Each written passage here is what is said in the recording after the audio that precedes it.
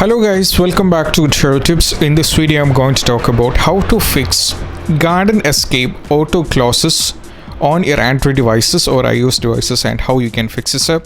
So in this video we're going to talk about how you can fix for the Android devices. So let's get started. So first thing what you have to do is you just have to tap on settings. Now from here you just have to scroll down and navigate to apps. At the top there is apps, right? You just have to select this. And once again you have to select apps at the top. Now from here you just have to scroll down and navigate to the game Garden Escape. So keep scrolling a little bit. Okay, now as you can see that the Garden Escape is there, so you just have to select this. Now from here you just have to select storage.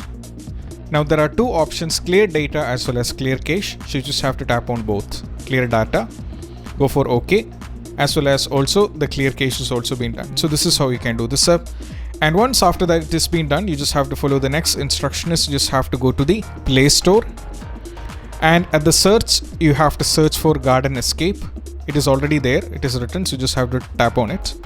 And check any kind of updates are there. So if updates are there, just update the game and most probably they should be completely fixed.